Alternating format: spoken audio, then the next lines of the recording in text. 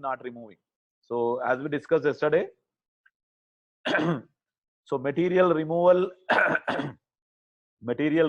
is the processing only in forward direction or maybe in one direction, not in the reverse direction. So to make more productive, to reduce the machining time, so what is introduced in this machine is quick return mechanism is introduced. So we have seen there is a three different quick return mechanisms are there. So crank and slotted lever mechanism, Whitworth quick return mechanism, and also hydraulic mechanism. So in that two mechanisms we have seen yesterday. So crank and slotted lever mechanism we have seen. We have also seen about Whitworth quick return mechanism. So I hope whatever I explained to you, you understand. But still, what I will do it. So maybe I will try to show you one animation. Just a minute.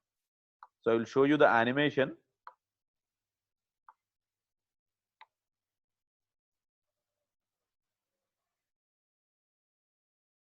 So give me a time.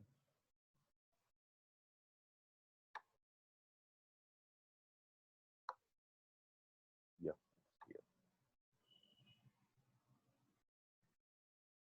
So whatever we discussed about the crank and slotted lever mechanism yesterday. So this is, are you seeing something on the your slide? You are you able to see this? Hello, ये दिख रहा है video जो YouTube का मैं दिखा रहा हूँ आप लोगों को? Yes, sir. So that in this just you see. So this is a typical slotted lever mechanism. So in this see whatever this red portion. So this is slotted lever. Actually there is a slot is there. So in this is the slider is moving. So this actually the slider is rotating about a particular point. It's nothing but it's connected to a crank. So crank is not showing.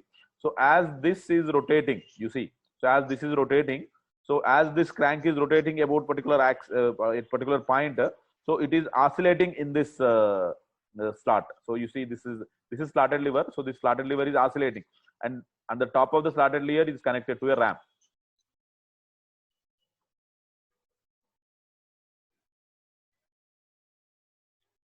So typical, you see this is the quick return mechanism.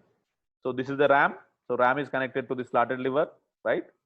So this is connected to a tool, and this is moving forward and backward. When moving forward, it's moving slow, and return it's moving very fast because of this whatever the arrangement you see. So you see here, this is the arrangement, right? So this is slotted lever, and this is the rocker, and this is slider or nothing but rocker is connected to a crank. That's why this used to called as a crank and slotted lever mechanism.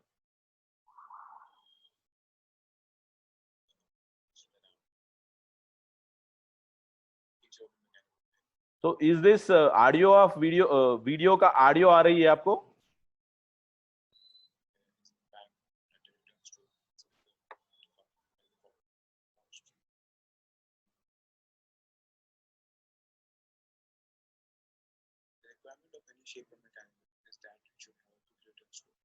So this is a typical slotted lever mechanism, and also we discuss about Whitworth quick return mechanism. Maybe one more. I will take one more video. Is Tyler with Bremer's help. What I will do. So this is a typical Whitworth quick return mechanism. So maybe if you take, so this is similar to your slotted lever mechanism, but only thing it having one more extended lever. So this lever is connected to a ram. So this ram may be positioned at this position, or maybe it can position at this also. So this is a typical. So this is extra lever is attached to this one. This lever is connected to the ram. Assume this is a ram, right? So to this ram, the tool is connecting. So this is a Whitworth quick return mechanism, which we discussed yesterday. So these two mechanisms we discussed yesterday. So this is same thing. So angular, if you take the forward A angle, whatever is there. So this angle is for forward direction and nothing but cutting direction. And the B angle, whatever is there, that is for return direction or return stroke. So always cutting angle is more than return angle, but distance it is traveling is same. To adjust that, the return speed, so distance is same, but time is less. That's why in return stroke it is very fast. Forward stroke is slow, return stroke is faster. So this is the forward stroke is going slow, and this is the return stroke. If you see here, so this is the forward stroke slow, and this is the return stroke. It's moving very fast. So this is a typical quick return mechanisms are working in shaper, slaughter, or planing machine. So I'm stopping this now. I'm sharing, start sharing my slides now.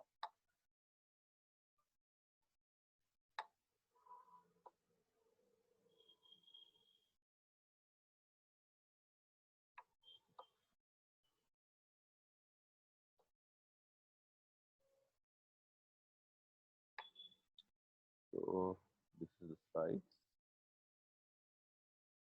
Okay, so now we can see the third quick return mechanism, that is a hydraulic shaper driven mechanism. So this is very simple mechanism, not having any linkages. The simple hydraulic means are there. So hydraulic is nothing but we're using some kind of fluid. So using this fluid, normally we used to push the ram, nothing but whatever the piston is there. So this piston is there actually in this ram in hydraulic mechanism. So inside the ram, there is a piston cylinder arrangement is there. So in this, you see this is completely piston. So this is the piston. Inside the piston, there is a cylinder. So this is similar to your piston cylinder arrangement, whatever you studied in your thermal engineering or maybe in fluid mechanics. So this fluid is there. So fluid is pumping. This is the reservoir. So here you having a constant discharge pump, oil pump is there. So this is continuously forcing the oil into this valve chamber. So this is the valve chamber, and this valve chamber. So in this again you having a three different kind of cylinder kind of things are there. So this maybe we can considering as a valves.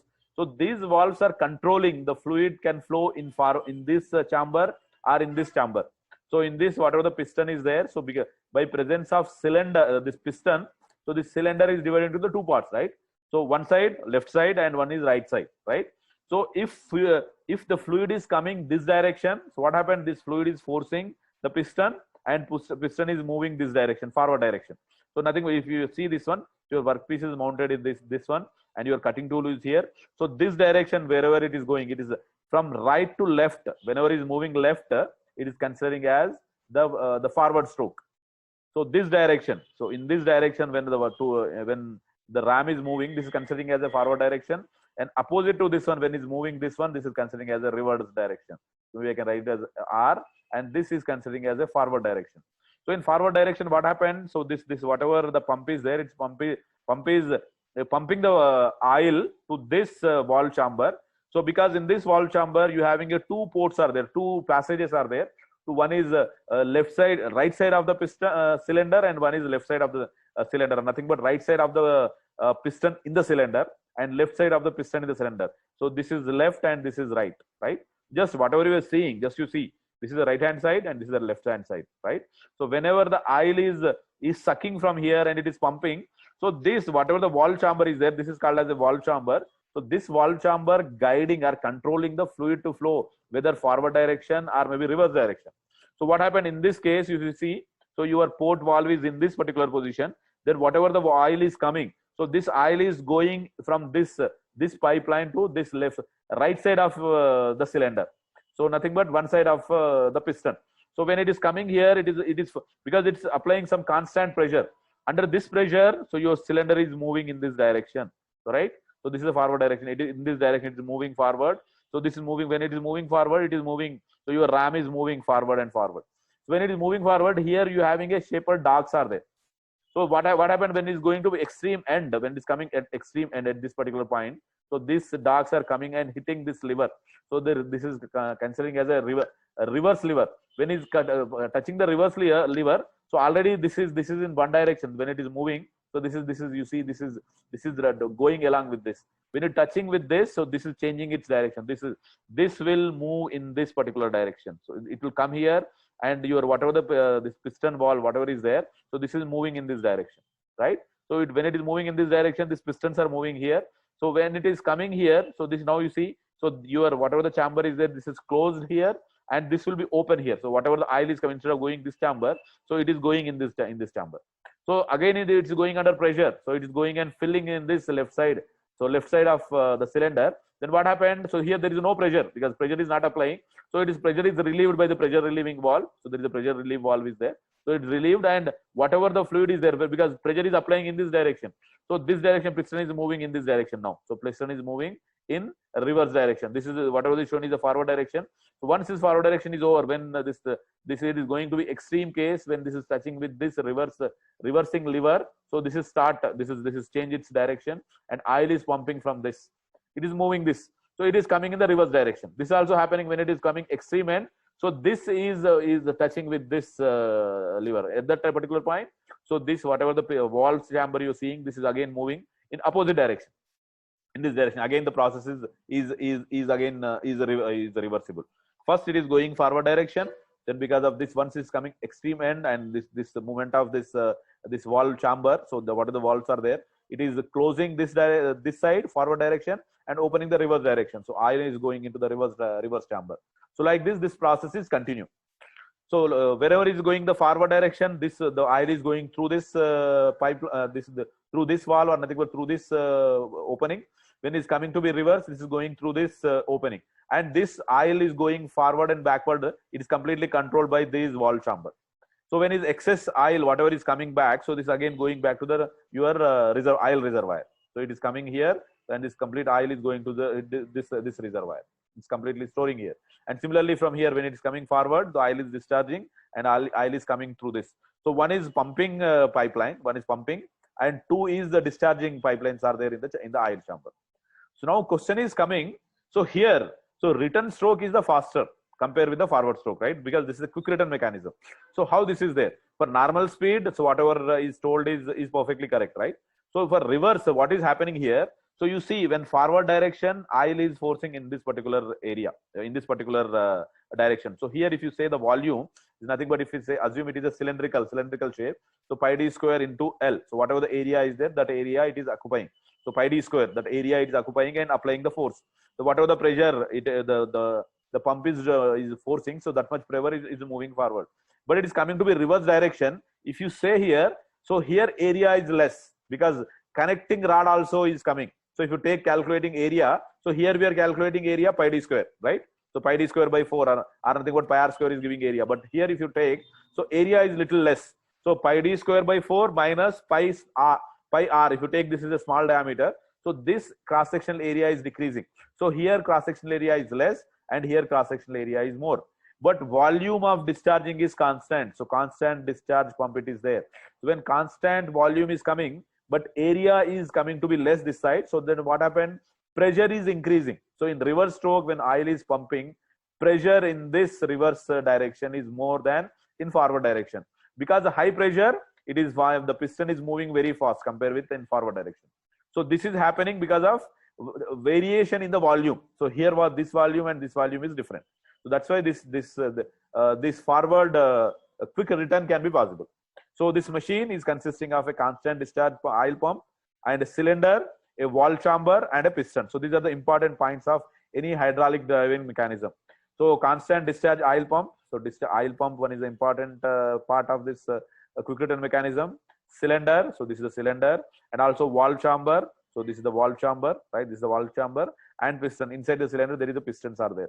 So these are the important parts. In addition to that, you having a reservoir, you having a pipeline, you having the docks. So all these things are there. So these are 4 points. 4 parts are very important, and these parts also is having their own importance during the functioning. So whatever I told you, so those things are there here. I'm giving you in return. So maybe you just go through this. So what is there here? So in hydraulic shaping machine, the ram is moved forward and backward by the piston moving in a cylindrical place under the ram. So whatever you've seen, so whatever the cylinder is there, inside the cylinder you having a piston. So this piston is connected to a ram through a connecting rod. The oil under high pressure is drawn from the reservoir. So through that, whatever the constant discharge pump is there, through that it is oil is drawing. The oil is passed to the valve chamber to the right side of the oil cylinder. So right side, whatever we have seen this side. So this is the right side is there, right side. So, and exerted pressure on the piston, right? So when it's exerted the piston, so this causes the ram connected to the piston to perform the forward stroke. So as the oil is filling in the right side, so what happened? The piston is moving forward direction. So this piston is connected to a ram by a connecting rod. Maybe so if you want to go back to this, so this is nothing but a connecting rod. So this connecting rod is connected to the ram, right? So when it is moving, piston is moving in this direction in right side to left side, so it's moving forward. That that causes the connecting to the piston to perform the forward stroke. So any oil pressure on the left side of the cylinder is discharged to the reservoir through the throttle valve. If left side, whatever the oil is there, so that is going through the pipeline and going back to the reservoir, right? So at the end of the forward stroke, the shaper dog hit. So I shown you the left side of the ram, there is a shaper dogs are there. So these shaper dogs are representing two extreme ends. The forward stroke end and also reverse stroke end. So hit again the dogs and the reservoir level causing the valve to be alter the position within the valve chamber. So even the valve chamber, changing its position. So oil under high pressure is now pumped to the left side of the piston, causing the ram to perform return stroke. So oil present on the relief side of the piston is now discharging to the reservoir. Whatever the previously is pumped, that is going back to the again reservoir. So end of the return strokes, another shape dog is hit against the reversing level, altering the direction of the stroke of the piston, and the cylinder is thus repeated. So once it's done, again it is going back, again it's coming forward like this. So this process will continue until the discharge pump is on. If you want to off, you need to, whenever you switch off this machine, so discharge pump is off. When discharge pump is off, so automatically whatever the motion of the ram is there, that used to stop there. So this quick return is affected. So due to the difference in the stroke volume, as I mentioned you, the stroke volume of left side and stroke volume of the right side is not same. So left side there is no, the right side of the cylinder there is no connecting rod, but left side there is a connecting rod is there. So connecting rod also we used to have a good strength or massive. It's also occupying some volume in that. So because of this volume difference, so pressure in left side is more than pressure in the right side. That's why in return direction, so the piston is moving forward. The left hand end being smaller due to the presence of the piston rod. So because of this one, so you used to get the different pressure. So then so these things maybe you can note down. So otherwise maybe you can take a screenshot of this. So I will give you some time. Please take a screenshot of this. Then I will go for next mechanism. Today we discuss the third quick return mechanism, and also we used to have one more mechanism in this. So one we have seen. So when whatever the table is there, so table used to have a cross feeding. So this cross feeding is connected. It is automatically connected with the driving shaft or nothing but your ram. Whatever the ram is there, to that it is directly connected. So that connection will give you the lateral motion. So that mechanism, whatever the mechanism is there, which is giving you the feed motion. So automatic feed mechanism, whatever is there. So that mechanism is called as a ratchet and pawl mechanism. So this is so ratchet and pawl mechanism normally used to give cross feed or nothing but feed in shaper, slaughter or planer. So remember this. So this is a typical ratchet mechanism. So this is here it is a knob is there to tightening and loosening, and this whatever is there, this completely is called as a rocker arm or nothing but rocker assembly. So so this is called as a pawl. So in ratchet and pawl mechanism, this portion, whatever the top portion is there, so this is considering as a pawl. So pawl is nothing but a kind of valve. So in that valve there is a kind of non-return is there. So it is moving only one direction. Whatever is you're seeing this bull gear. So this is used to called as a ratchet wheel. So this ratchet wheel can move only in one direction. So you see this, whatever the pawl is there. So this pawl having a sharp edge, which is nothing but non-return. It's in the kind of non-return valve. So it cannot move in this direction. It can move only in the forward direction. So feed can be possible only one direction. In other direction, feed cannot be possible automatically. So if you want to do it, once it's completed the feeding of nothing but complete your operation, then you need to move back manually. So automatically, normally ratchet and pawl, this is a typical ratchet and pawl mechanism. So in this ratchet, so this is whatever the wall is there. So this is considering as a pawl, and whatever the gear you can see in this. So this gear is called as a ratchet or nothing but ratchet wheel. So this ratchet wheel is connected through a rocker arm to a gear. So this is one of the gears. So this is one gear and this is one more gear. So actually this is considering as a driving gear, which is controlling the speed, cutting speed of the ram, right? So this is one gear. So this gear is connected to a one more gear called B. So in this B, you need to have some connecting rod. So through this connecting rod, you connecting to this rocker arm. So what happened? So then when this is rotating, so by whatever the linkages, whatever the gear ratio, when this is rotating about one number of rotation, so this is making one rotation. So depending upon the module and depending upon the number of teeth on this gear as well as this gear, so this will make one rotation after completion of few rotations of this one. So because this is a pinion and this is considering as a gear, But when this is making completely one rotation, what happened? So because this, when it is rotating, this is a linear groove is there. So in this groove, so you are so in this groove, this connecting rod is oscillating here. So when it is oscillating, it is pushing your gear. So whatever this structure is there, it is pushing forward and backward. This is also oscillating. When it is oscillating in one direction, so when it is oscillating in this direction, so in this direction, so this gear is moving. So when this gear is moving, this one rotation of complete one rotation of the wheel is causing only one teeth used to rotate in this pal ratchet wheel. So when one teeth is rotating, so this teeth is connected to a cross feed screw.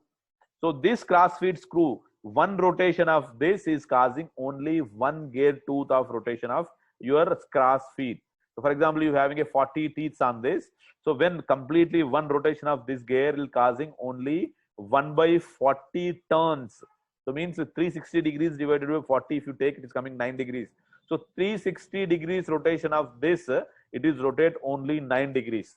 And this one rotation is causing multiple rotation of these gear, right? So 360, for example, this having a gear ratio of 3. So in this 3 rotation of this is causing one rotation. Means 360 into 3, 720 degree rotation of this is causing one rotation, 9 degrees rotation in this. So like this, whenever the ram is moving forward and backward, one cycle is completed. So after cycle is completed, you need to give a cross feed, right? Your workpiece has to move a distance. So those things as controlled by this mechanism called as a ratchet and pal mechanism. So whatever I told you, those things are there here in this. So what is doing? Table travels in a cross direction when the feed screw rotates. So whenever whatever is there, when this whatever the feed screw is connected, when this feed screw rotates, then only your whatever the table is there moving laterally. So whatever the feed mechanism is giving. So the feed screw is attached to the ratchet wheel. So this is a ratchet wheel. A spring-loaded pal. So pal is always under pressure. So under spring-loaded, that's why it's always preventing the gear to be moved back. So always gear is moving only one direction. Spring-loaded pal is positioned to be placed between the teeth of the ratchet wheel. So it is positioned between the teeth, right?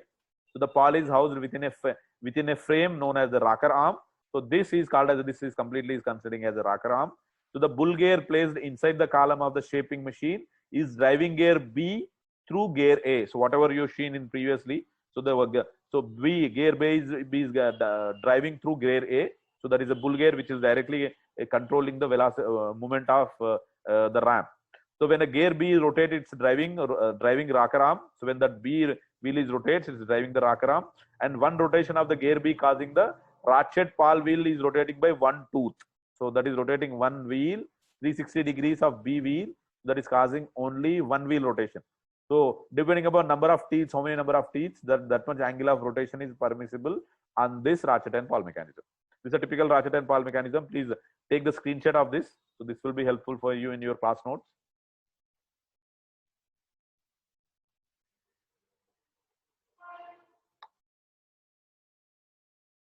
So if you take, then I will go for the next slide. So because time is coming to end, we having only 6 minutes are left for this. So then coming to the classification of planar. Last class we have seen shaper, slaughter, planar. So we have seen the shaper, classification of the shaper, depending upon the direction, depending upon a lot of other factors, we have classified the shaper. Similarly, planars also we can classify in different ways. So basically, broadly, we can classify into 5 different types. In that, it is called as, one is called as the double housed planar, open side planar, edge type planar. So divide table planar and as well as the pit type planar. So double housing type planar, whatever we have seen in previous slides, that is nothing but a double house type planar. So in this double house type planar, you used to have the 2 vertical columns are there. So on this vertical columns, you used to mounted one cross slide. So vertical columns also having a tool head, and as well as a cross head also you used to have a tool head. So this is the first type of planing machine. And similarly, open side planar. So difference between this and this is there. So here you having a 2 columns. So here you having a single column only there. So in this single column, you having a cross slide. So normally this kind of in this, if it is the width of the workpiece is comparatively less, then we are using on this this planar. So this double head type of planar. If the width of the workpiece is very high, then difficult for you to install in between the 2 columns.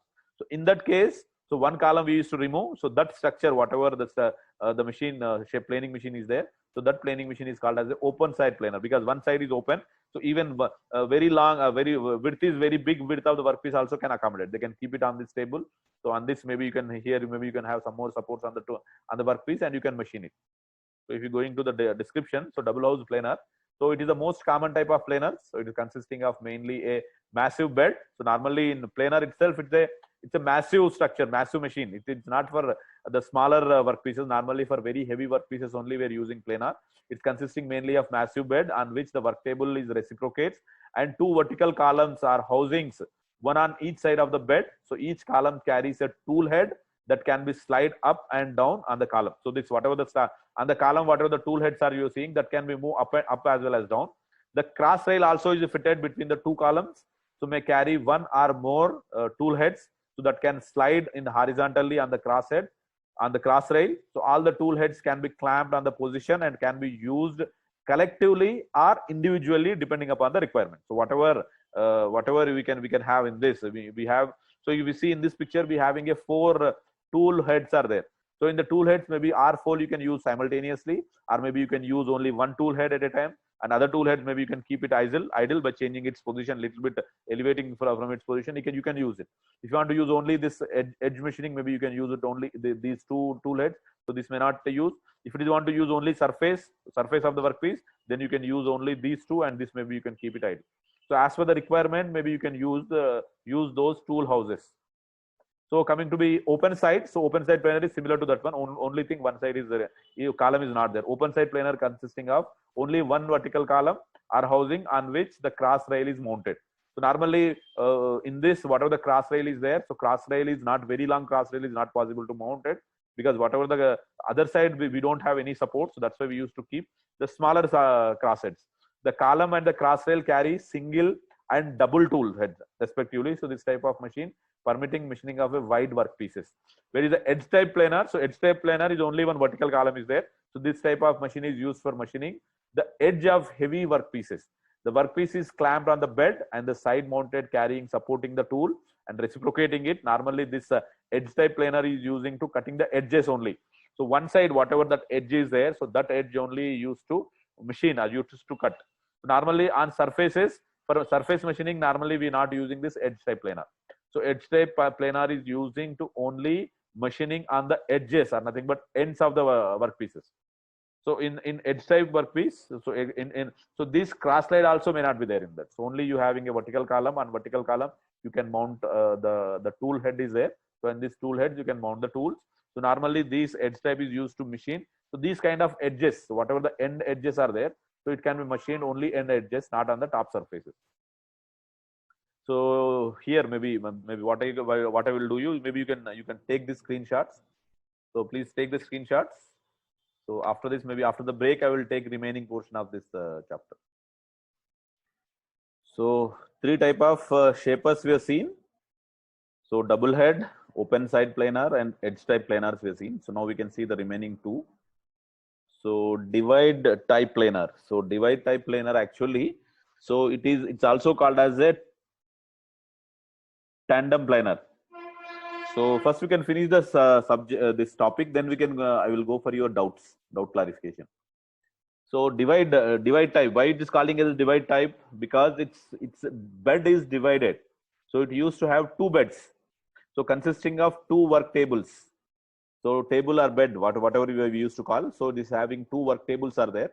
So used for continuous mass production. So in that 2 tables, one table is working one time and the other table is stationary depending upon requirement. Sometimes both tables also can be working. So 2 different tables are there. That's why this used to called as a divide type planer. So on one table the workpiece is being machined, and on the other table workpiece is on standby. So what is the main important thing is, when we used to have the mass production, so when we need to produce the component faster, so high in number, and we need to produce the faster. So in that case, we need to have something.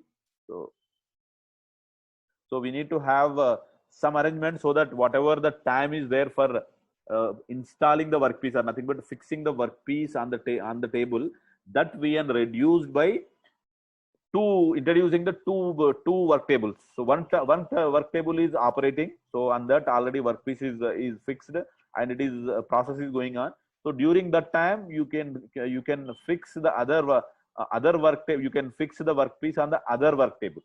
So that once this completed, maybe other work can be produced can be proceed, because it's anyhow the same component you are manufacturing in more in more in number, so that whatever the idle time is there for fixing the workpiece, that can be avoided here.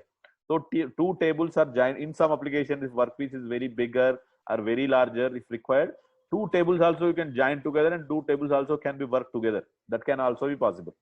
So this is normally this divide type planar is using for mass production, where producing huge number of huge quantity of components has to manufacture in big in number, more in number, not in the single. If you want to manufacture only one, I think this is maybe you can use it as the two tables you can join together and you can use it.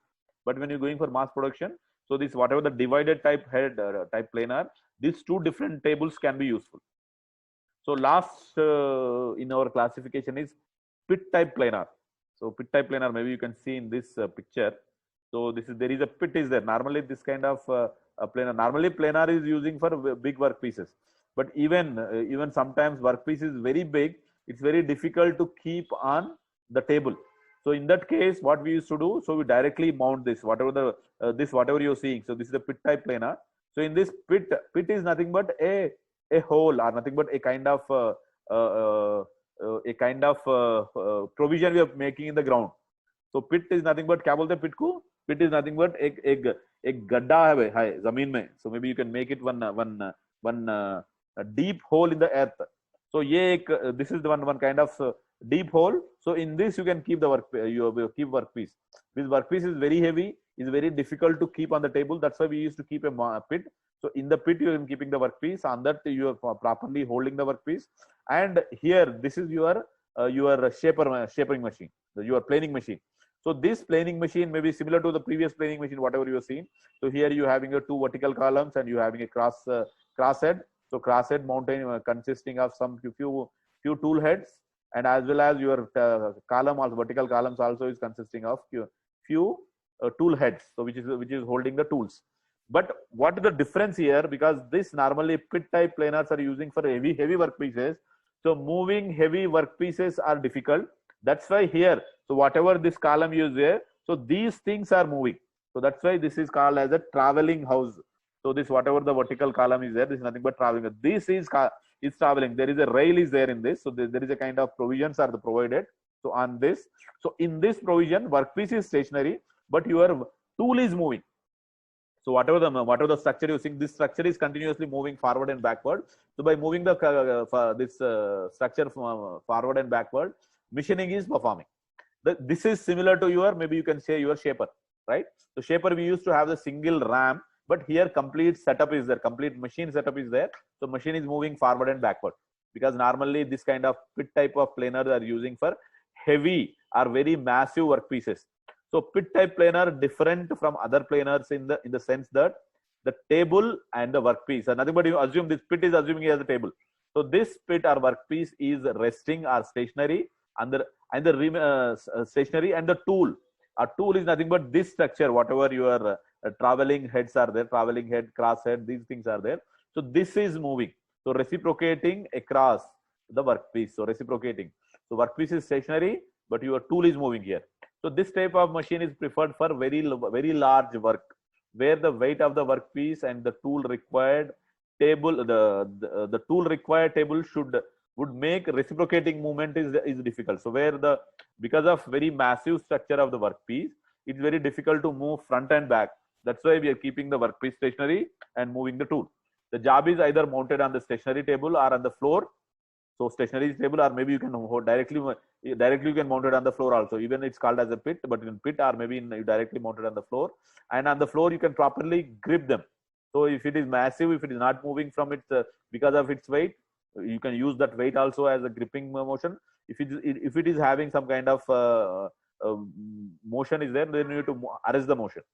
The job is either mounted on the stationary table or on the floor inside a pit, and hence the name pit type planar, because it is using a pit. So in the pit we are keeping the workpiece. That's why this is used to called as a pit type planar. So normally when you're keeping the workpiece in the pit, normally there is not possible to move this workpiece. That's why that keeping in pit itself is considering as a arresting its motion. So one or two tool heads can be mounted on the cross rail and two side tool posts on the housing. So you can mount it here. If you see in this picture, you having two tool heads are there, and similarly side also tool heads are there. So this is required. The entire unit travel along the horizontal way so this entire whatever the units is there, this is moving forward and backward. So perpendicular to this screen, whatever you're seeing, so perpendicular to this, they can move forward and backward. Then whatever the tool is mounted on this, so these tools are contacting with the workpiece. For example, assume workpiece is keeping in this pit. So this contacting with the workpiece and removing the material. So whatever the material is there, that removing, and this planar operation is performing. So these are the few different types of planing machines are there. Are nothing but planars. So then maybe we can go for the problems, the calculation part. The first thing is machine time calculations. So as per your syllabus, machine time calculations is asking you. So you need to find the machine time. So if you are machining, whether it is a small workpiece on the shaper or very big workpiece on the planer, or maybe in slot cutting in slaughter, or maybe keyways cutting in the slaughter. So time calculations are very important when you are producing anything. So in how much time you are preparing your workpiece or preparing your final object is very important when you are manufacturing in an industry. In 1 day or in 1 hour or in standard time, how many number of components you are manufacturing. So that is those things you can calculate it by calculating the machining time. So machining time, how to calculate the machining time? It's very simple. So from the cutting speed, we can find the time required to complete the one stroke, or nothing but what are the stroke. One stroke means nothing but one cyclic process. Double stroke, here we can call it as a double stroke because forward stroke and reverse stroke is there. So first we need to find the time, how much time is required to complete one stroke. So that maybe we can calculate by the simple formula. So T is nothing but is the time. So machining time. So L is nothing but length of the stroke in mm. So length of the stroke is nothing but, so from one end to other end, the ram is moving, or the how much distance the ram is moving, that is called L. So that is L in mm. So L, sometimes what happened, this is included not only the job length.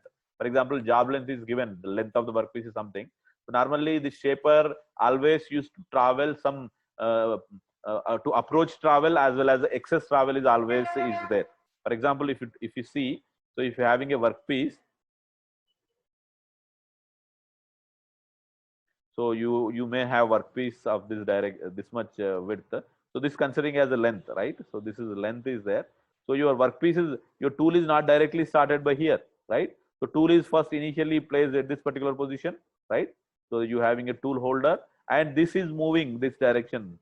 So initially it has to have some approach distance and also excess distance also it is traveling. So your length is including all these things. So length of the job plus 2, this is considering as a clearance. So approach length and also excess length. So this is considering as a clearance.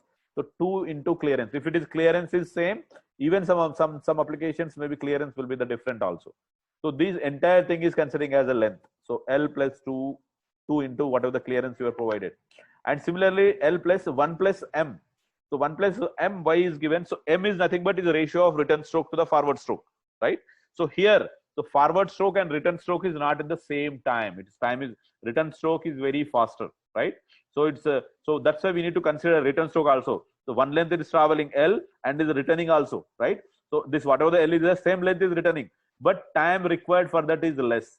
So that whatever the distance less in the time, that is considering as M. So M is giving the ratio of return stroke to the forward stroke. For example, if it is forward stroke is taking for something about 10 seconds, and return stroke is taking something about 12 seconds. Nothing but forward stroke is moving at 12 meters per second speed, and return stroke is moving at somewhere about 20 meters per second. Then M has to take, so return stroke, forward stroke, so speed divided by return stroke, that is divided by 12 divided by 20. So this is always less than 1. M value is always less than 1. So this is possible because this is a quick return mechanism. So returning faster. So velocity or nothing but speed at the return is faster than speed in the forward direction. Similarly, incline. So this M value also calculated if you know the angle of rotation. So whatever the quick return mechanism or whatever the crank and starter lever mechanism, so whatever the inclination is there, so in angle, so normally in forward direction we used to have more angle, rotation is required than return stroke. So that less angle divided by more angle, so whatever the return angle divided by forward angle, that also will give you the m. So m, so L plus 1 plus m, so that will give you the length of travel. So divided by velocity, right? So velocity we need to give, that will give you the time. So time is, we need to calculate simple, length by velocity will give you the time. So here also we are calculating same thing, but only thing we are introducing 1 plus m term, because the forward stroke to reverse stroke, this the traveling time is difference. So L plus 1 plus m, that will give you the effective length travel. So divided by velocity. And here, so your length is mm and your velocity is given in meter. That's why we introduce some term called 1000 here. So we are nothing but whatever the meters per minute is there, that is converting into mm per minute. So mm per minute, so 1000 into whatever the velocity is given. If both are in the same unit, so this 1000 is not required. For example, this also giving in the meters. So length of stroke also giving in meters, and this speed also giving in meters. Then this 1000 is not required. If it is both in mm, so this is also in mm, this is also mm. So in that case, this 1000 is not required. Otherwise, so this length is considering as a L into 1 plus m divided by 1000 V. That will give you, just any questions? Anybody have questions? Please let me know. So otherwise, you ask me the question at the end of this derivation if you want anything. So this is giving you the time. So time of one stroke. But we used to calculate the time of machining, right? So time of machining, if you want to calculate, we need to know how many number of stroke is required to complete the machining, right? So this is the time for one stroke. So into how many number of strokes are required for the machining process. That will give you the complete machining. So now we need to find the number of stroke for the machining. Maybe this, I will try to erase this.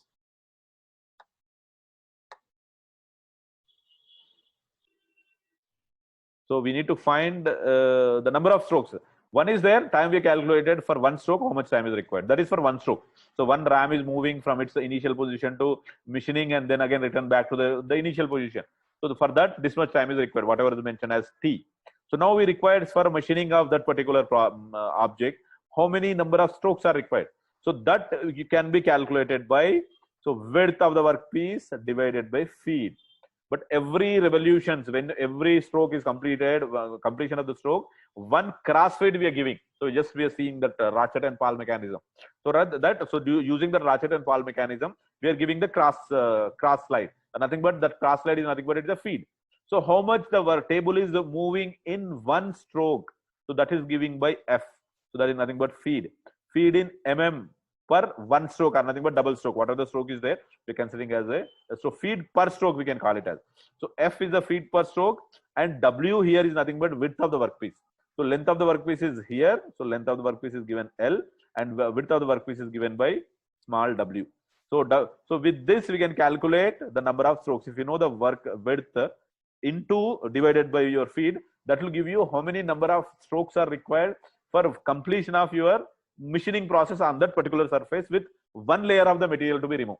If you want to remove the layer of the material more, so again you need to divide with the depth of cut. We're not going in depth of cut. Just we are assuming that only with one stroke, once we are machining on the top layer, we are completing our machining process. So W by F, right? So now, so the total machining time we can calculate by, so the multiplying this T with NS, right? So T and with multiplying with NS will give. So you are doing the same thing, T into NS. So T, what is there? L plus 1 plus m by 1000 V. L into 1 plus m by 1000 V is nothing but T. And NS is nothing but W by F. W by F is nothing but W, here F. So total equation is coming. So total machining time is coming as L, length of the workpiece, into width of the workpiece, 1 plus m. So m is nothing but ratio of return stroke to forward stroke, divided by 1000 VF, velocity in meters per minute, feed mm per stroke. So mm per stroke is giving feed, and length and width both are in mm only here because we already be using 1000. So then we are going to get the machining time. So machining time we are going to calculate in minutes. So because our velocity is given per minute, so that's why we are going to get in minutes whatever the velocity time of machining. If this is instead of minute, if you want to find if you want to use V as second, so then you are going to get the seconds here. So this is the one calculation, so machine time calculation. So in addition to machine time calculations, one more important thing is material removal rate. So machine time calculations we also calculate if you know the number of strokes per minute. If you give in the question, if you given, so one whatever the shaper or planer or starter, so how many number of strokes it is giving in 1 minute. If you know that, So directly you can calculate machining time. So machining time is nothing but your width divided by F is giving you total number of stroke, how many strokes are required for the machining, divided by the number of strokes in unit time. So that will also give you the time for the machining. So this time for the machining will calculate F by W by Fn. So if you're giving directly number of strokes per unit time, that per second or per minute, then you directly calculate the machining time. So in addition to that, we need to calculate the material removal rate also. So material removal rate normally, so you already be seen. So feed depth of cut into cutting speed will give you the material removal rate. So here also the same thing. So here whatever is there, speed will be cutting speed is we can calculate. So NL 1 plus M by 1000. So NL is nothing but, so number of this is nothing but length of travel 1 plus M. So this is total effective stroke length we can say. So including forward as well as the backward into N. N is nothing but number of strokes per unit time. So N, if you know N, NL 1 plus M divided by 1000, because L we are considering as mm. That's why we used to take 1 by mm. So that will give you the cutting speed. So cutting speed in meters per minute. So once we know the cutting speed, if we can directly get the question cutting speed. If you're not getting the question in the cutting speed, then you can calculate using this method. So then MRR if you take, so if you have velocity, directly you can put this NL 1 plus M, you can remove with velocity. Feed D is depth of cut into velocity will give you the material removal rate. Also in addition to that, maybe I can write it here. So material removal can write it as feed, so depth of cut and velocity, right? So velocity. So velocity he is given as NL 1 plus M. So you can this V is replacing. So here V is replacing with NL 1 plus M. So feed into depth of cut into number of strokes per unit time into length of the it's not length of the workpiece, length of travel. So length of travel in one direction. So length of travel into 1 plus M. So this will give you the material removal rate mm cube per minute. So all these things we are substituting mm. That's why it's coming as mm cube per minute. So here D is depth of cut. Normally we are assuming that here depth of cut is same. We are not in this whatever the here in this derivation. So we are considering depth of cut is equal to how much material we need to remove, right? So that is considering depth of cut. That's what we used to have in only single operation. For example, if depth of cut is material removal is more than depth of cut. For example, material removal is D. So we having a rectangular box, right? So rectangular box, it is initially having a 10 mm. So we need to make it 10 mm and we need to make it into 8 mm. Means something about 2 mm material we need to remove. And depth of cut we are giving 1 mm. So in that case, D by D. So that is nothing but 2 divided by 1. So total removal of the material is 2 mm, but depth of cut is giving 1 mm. So means entire process again we need to repeat this many number of times. So whatever the machining time into, so this value, this is considering as N. So number of times it has to machine. So N is equal to D by D. So this you need to multiply with N, right? So but normally in exams, maybe normally if you're given that value, we need to consider. Otherwise, we can calculate using only this formula. So right. So this maybe you can take. So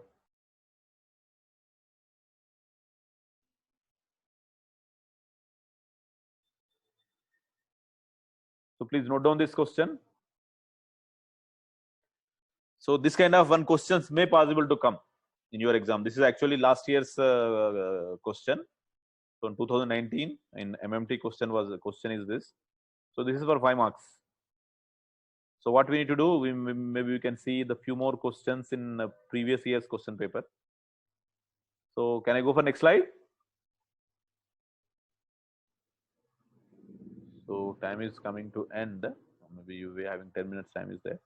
So if even in question in exam, they may also ask you the material removal rate also. So in this question, material removal rate is not asked, but in the question may ask material removal rate. So right, if you want to ask the material removal rate, maybe in this year, if they ask the question, maybe they will ask you the material removal rate. So they may ask the material removal rate, the simple formula FDNL 1 plus M. So in this, all the parameters are there, but N is not given. So N is not given. That's why they not ask the question. Maybe in next year, in this year question, when you're writing the final exams, maybe they will ask you the material removal rate also. The simple thing, this one N. So N, if you know the values, maybe you can calculate N also. But some values are missing in this. to calculate n. So n is calculating by, if you know the number width, right? So width, if you know, so from that, if you know the feed, the width by feed will give you number of strokes per operation.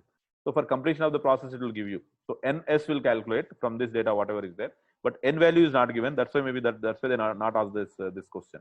So there is a possibilities are there. They may ask you this question, this question in this year. So now we can see the few important questions in previous years. I'm not going in only one 2019 questions only. I'm kept it here. Explain how to and fro motion is important to the RAM in shaper. I think this we discussed in the last class, right? To and fro motion is there. So for cutting the material, so normally the whatever the flat surfaces in to machine, so we need to require a to and fro motion to the cutting tool. So this to and fro motion is given by RAM.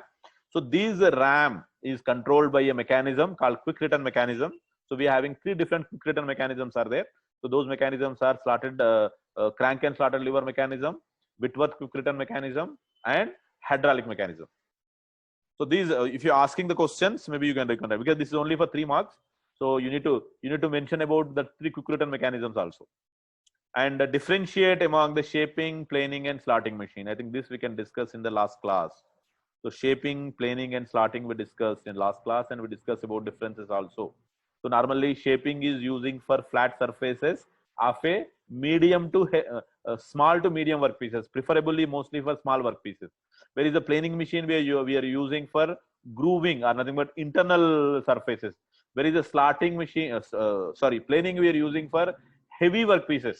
So whatever we have seen just now. So very big workpieces normally we are using planing. Whereas the slotting we are using for, slotting machines are using for internal grooves. Small workpieces, internal grooves normally we are using. So classification of shaping also we have seen, depending upon the axis, depending upon the mechanism, a lot of things we can classify. So all these things I think we have discussed about the difference of shaping and planing machine. So even shaping and slotting machine also we discussed in the last class. So those things, this is for the 5 marks. And also one question I have taken. So this is because from second chapter only. So this jig boring. So last class, before this class, 2 class before I've discussed about jig boring machine. So what is the jig boring machine? So describe its construction and working in detail with a neat sketch. So this also we discussed 2 classes before. So last week class I've discussed about the boring machine. So in that boring machine we discussed about jig boring also. So jig boring normally we are using for precision application. So normally boring means it's enlarging the workpiece, enlarging the holes. So boring is nothing but enlarging the holes. So in that enlarging the holes, if you're using for the precision application, then we're using the jig boring machine. So constructions, all these things were discussed in last class. So please refer your class notes or refer my previous class videos. That will give you some idea. So fine. So I think with this, maybe I'm completing this portion. So slaper, slaughter, and planing machine. So if anybody having any question, so in this, please ask me.